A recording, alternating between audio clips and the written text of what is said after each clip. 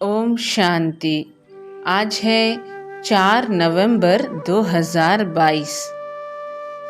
बाप दादा मधुबन। मीठे बच्चे, बाप का फरमान है, स्वदर्शन चक्र फिराते अपना बुद्धि योग एक बाप से लगाओ, इससे विकर्म विनाश होंगे, सिर से पापों का बोझा उतर जाएगा। प्रश्न: इस पुरुषोत्तम संगम युग की विशेषताएं कौन कौन सी हैं? उत्तर में बाबा बोले, यह संगम युग ही कल्याणकारी युग है। यह संगम युग ही कल्याणकारी युग है। इसमें ही आत्मा और परमात्मा का सच्चा मेला लगता है। इसमें ही आत्मा और परमात्मा का सच्चा मेला लगता है, जिसे कुंभ का मेला कहते हैं। इस समय ही तुम सच्चे सच्चे ब्राह्मण बनते हो। तीसरा पॉइंट, इस संगम पर तुम दुखधाम से सुखधाम में जाते हो, दुखों से छूटते हो। इस समय तुम्हें ज्ञान सागर बाप द्वारा सृष्टि के आदि मध्य अंत का पूरा ज्ञान मिलता है। नई दुनिया के लिए नया ज्ञान बाप देते हैं। तुम सांवरे से गोरा बनते हो। यानी इस संगम युग की बहुत सारी विशेषताएं हैं जो बाबा ने हमें बताएं। गीत है इस पाप की दुनिया से। ओम शांति। मीठे मीठे बच्चों ने गीत सुना और बच्चों की बुद्धि में यह बैठा हुआ है कि बरोबर कलयुग पाप की दुनिया है। इस समय सब पाप ही करते रहते हैं। बाप आकर तुम बच्चों को कल्प कल्प गति सद्गति देते हैं। जब पतित दुनिया को पावन बनाना होता है, तब पतित पावन बाप आते हैं। आकर बच्चों को आप समान बनाते हैं। बाप में कौन सा ज्ञान है? सारे सृष्टि चक्र का ज्ञान है। तुम बच्चे भी इस सृष्टि चक्र को जानते हो।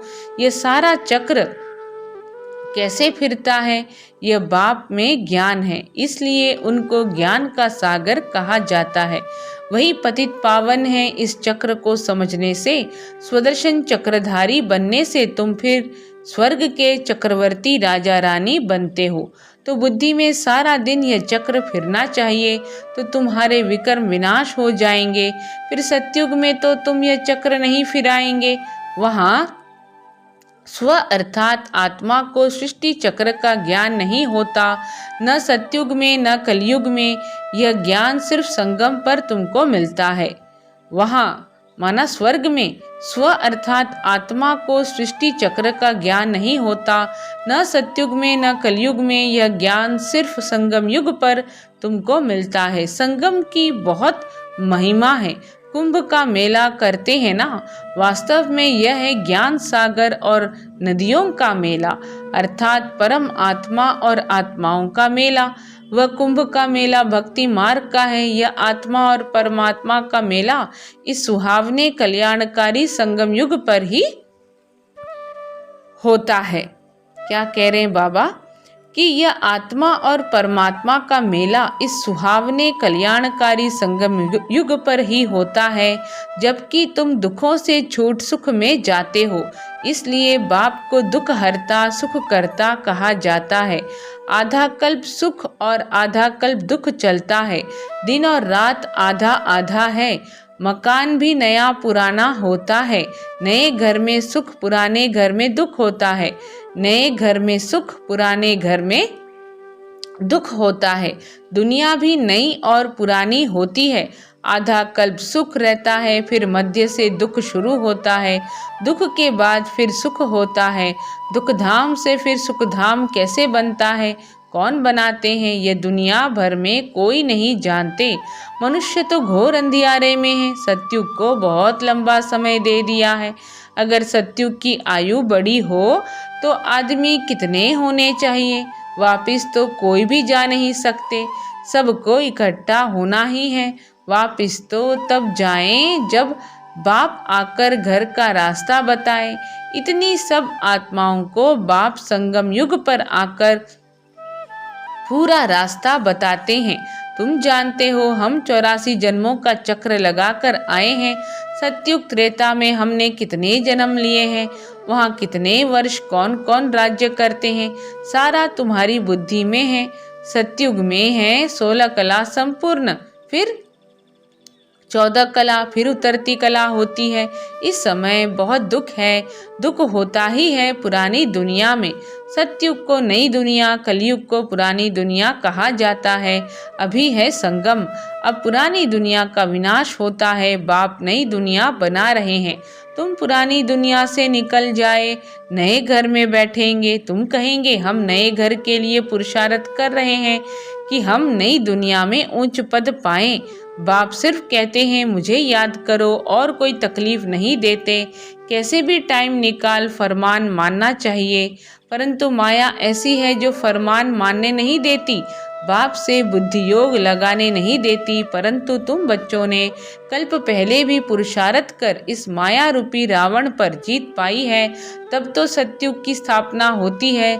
जितना जो मददगार बनता है उनको उतना इजाफा भी मिलता है। तो बच्चों को यह नॉलेज मित्र संबंधियों को भी देनी है। बाप का फरमान है कि मुझे याद करो, क्योंकि आधा कल्प के विकर्मों का बोझा सिर पर है। उनको भस्म करने का कोई उपाय नहीं सिवाय याद के। वल गंगा जमुना को पतित पावनी कहते हैं, समझते हैं हम पावन हो जाएंगे, परंतु पानी से पाप कैसे कटेंगे? यह है पतित दुनिया। तब सब पुकारते हैं, हे पतित पावन आकर सतयुग की स्थापना करो। यह है पतित दुनिया। तब सब पुकारते हैं, हे पतित पावन आकर सतयुग की स्थापना करो। सो तो सिवाय बाप के कोई स्थापन कर न सके। तो यह है नई दुनिया के लिए नया ज्ञान। यह क्या है? नई दुनिया के लिए नया ज्ञान है। तो आज की मुरली में बाबा कह रहे हैं, तो यह है नई दुनिया के लिए नया ज्ञान। देने वाला एक ही बाप है। श्री कृष्ण ने ज्ञान नहीं दिया। श्री कृष्ण को पतित पावन नहीं कहा जाता। पतित पावन तो एक ही परमपिता परमात्मा है जो पुनर्जन्म रहित है। पतित पावन तो एक ही परमपिता परमात्मा है जो पुनर्जन्म रहित है। तुम जानते हो श्री कृष्णपुरी को ही विष्णुपुरी कहा जाता है। तुम जानते हो श्री कृष्णपुरी को ही विष्णुपुरी कहा जाता है। श्री कृष्ण की राजधानी अपनी, राधे की राजधानी अपनी, फिर उन्हों की आपस में सगाई होती है। राधे कृष्ण कोई भाई बहन नहीं थे, भाई बहन की आपस में शादी नहीं होती। अब तुम्हारी बुद्धि में यह बातें टपकती रहती हैं। पहले ये नहीं जानते थे, अब मालूम पड़ा है कि राधे कृष्ण ही फिर लक्ष्मी नारायण बनते हैं। स्वर्ग के महाराजा और महारानी, प्रिंस और प्रिंसेस राधे कृष्ण गाए हुए हैं। उन्हों के माँ बाप का इतना ऊंचा मर्तबा नहीं है। उन्हों के माँ बाप का इतना ऊंचा मर्तबा नहीं है। यह क्यों हुआ? क्योंकि उन्हों के माँ बाप कम पढ़े हुए हैं। राधे कृष्ण का जितना नाम है उन्हों के माँ बाप का तो जैसे नाम है नहीं। वास्तव में जिसने जन्म दिया उन्हों का नाम बहुत होना चाहिए, परंतु नहीं, राधे कृष्ण सबसे ऊंच हैं। उन्हों के ऊपर तो कोई है नहीं। राधे कृष्ण पहले नंबर में गए हैं, फिर पहले नंबर में महाराजा महारानी भी बने हैं। फल जन्म माँ बाप से लिया है, परंतु नाम उन्हों का ऊंचा है। यह बुद्धि में अच्छी तरह बिठाना है। जबकि तुम यहाँ बैठे हो तो यह सुदर्शन चक्र फिराते रहो। इस चक्र फिराने से तुम्हारे पाप भस्म होते हैं, अर्थात रावण का सिर कटता है। इस चक्र फिराने से तुम्हारे पाप भस्म होते हैं, अर्थात रावण का सिर कटता है।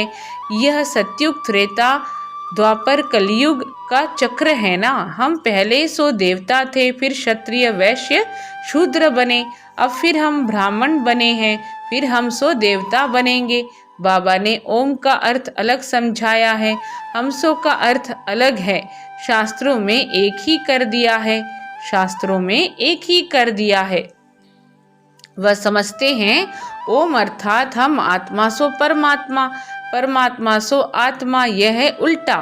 बाप समझाते हैं ओम अर्थात हम आत्मा हैं, परमपिता परमात्मा की संतान हैं, मैं भगवान। यह कोई ओम का अर्थ नहीं है।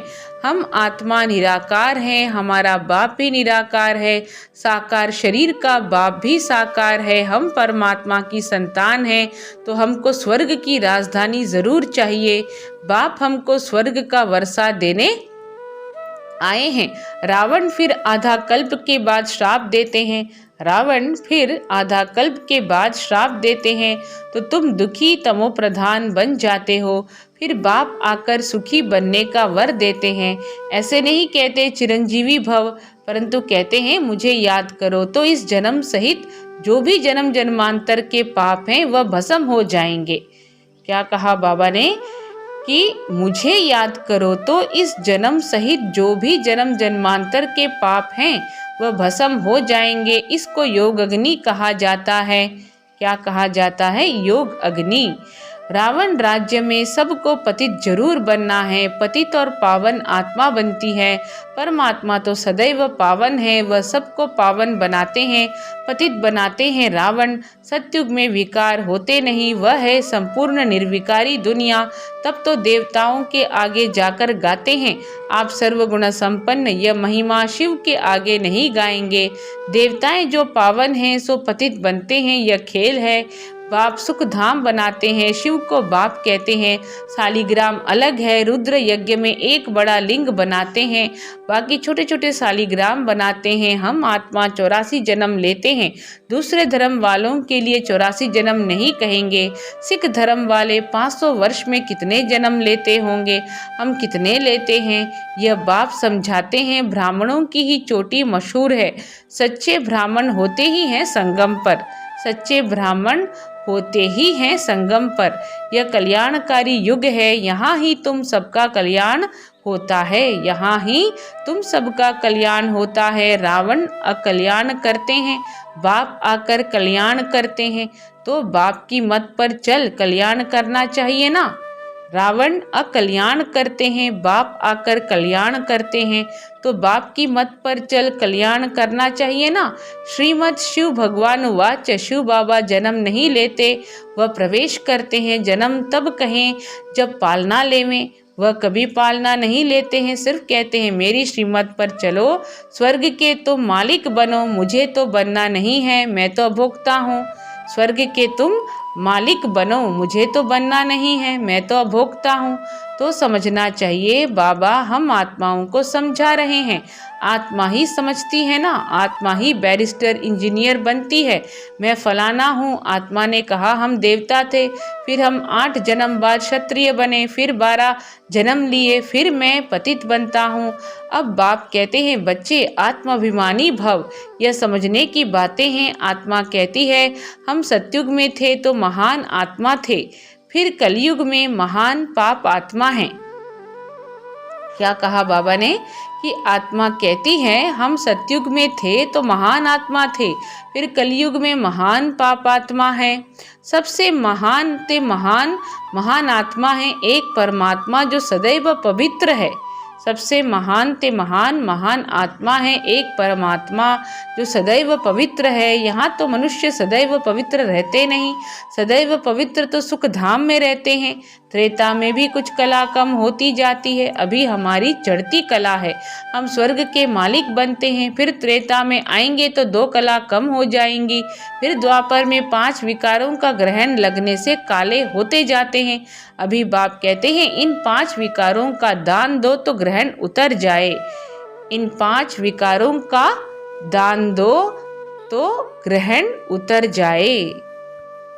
तो प्राण प्यारे बाप दादा कहते हैं फिर त्रेता में आएंगे तो 2 कला कम हो जाएंगी। फिर द्वापर में 5 विकारों का ग्रहण लगने से काले हो जाते हैं। अभी बाप कहते हैं इन 5 विकारों का दान दो तो ग्रहण उतर जाए, फिर तुम सत्युगी संपूर्ण देवता बन जाएंगे। पहले पहले दे अभिमान छोड़ो, काम विकार का दान दो, अंत में आकर नष्टो मोहा बनना होता है। अभी तुम आत्माओं को स्मृति आई है कि हमने बरोबर 84 जन्म भोगे हैं। द्वापर से रावण ने श्रापित किया है, इसलिए सब दुखी हैं। क्या द्वापर के राजा रानी आदि बीमार नहीं पड़ते होंगे? क्या द्वापर के राजा रानी आदि बीमार नहीं पड़ते होंगे? यह भी दुख हुआ ना, यह है ही दुख की दुनिया। सतयुग ही है सुख धाम, तो भगवान की श्रीमत माननी चाहिए ना। बेहद के बाप की जो मत नहीं मानते उन्हें महान कपूत कहा जाता है। कपूत बच्चे को बाप से क्या वर्षा मिलेगा। सपूत बच्चे वर्षा भी अच्छा लेते हैं, जो खुद पवित्र बन औरों को पवित्र बनाते हैं। बेहद का बाप आत्माओं को पढ़ाते हैं। हे आत्माएं, कानों से सुनती हो, कहते हैं हाँ बाबा, हम आपकी श्रीमत पर चल जरूर श्रेष्ठ बनेंगे। ऊंचते ऊंच भगवान है तो जरूर पद भी ऊंचते ऊंच देंगे ना। स्वर्ग का वर्षा देते हैं आधा कल्प के लिए। लौकिक बाप से तो हद का वर्षा मिलता है, अल्पकाल का सुख। लौकिक बाप से तो हद का वर्षा मिलता है, अल्पकाल का सुख। कलयुग में है काग विष्टा समान सुख। इसलिए सन्यासी घर बार छोड़ देते हैं। वह गृहस्थ धर्म को नहीं मानते हैं। वह गृहस्थ धर्म को नहीं मानते हैं। गृहस्थ धर्म सतयुग में है ना, तुम जानते हो। इस पढ़ाई से हम विष्णुपुरी में जाते हैं। उसके लिए परमपिता परमात्मा हमको पढ़ा रहे हैं।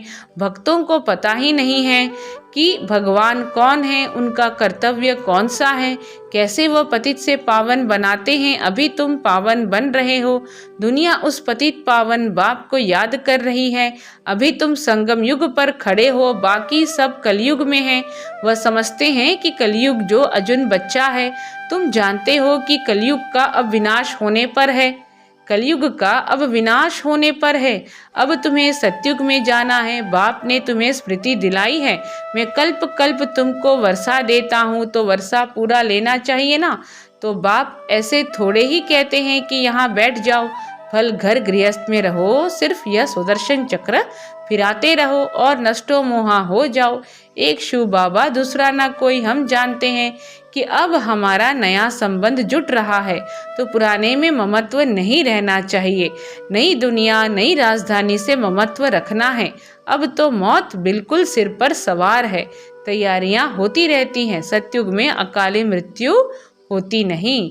समय पर एक पुरानी खाल छोड़ नहीं लेते हैं। अच्छा, मीठे मीठे सिखी लदे बच्चों प्रति माता पिता बाप दादा का याद प्यार और गुड मॉर्निंग। रूहानी बाप की रूहानी बच्चों को नमस्ते। हम रूहानी बच्चों की रूहानी माता पिता बाप दादा को याद प्यार, गुड मॉर्निंग और नमस्ते। धारणा के लिए मुख्य सार, सुदर्शन चक्र फिराते पूरा पूरा नष्टो मोहा बनना है। मौत सिर पर है, इसलिए सबसे ममत्व निकाल देना है। दूसरा पॉइंट है, बाप से वर्षा लेने के लिए पूरा श्रीमत पर चलना है। आत्म अभिमानी बन सपूत बच्चा बनना है। आत्म अभिमानी बन सपूत बच्चा बनना है। वरदान है, मन और बुद्धि को सदा सेवा में बिजी रखने वाले निर्विघ्न सेवाधारी भव। मन और बुद्धि को सदा सेवा में बिजी रखने वाले निर्विघ्न सेवाधारी भव।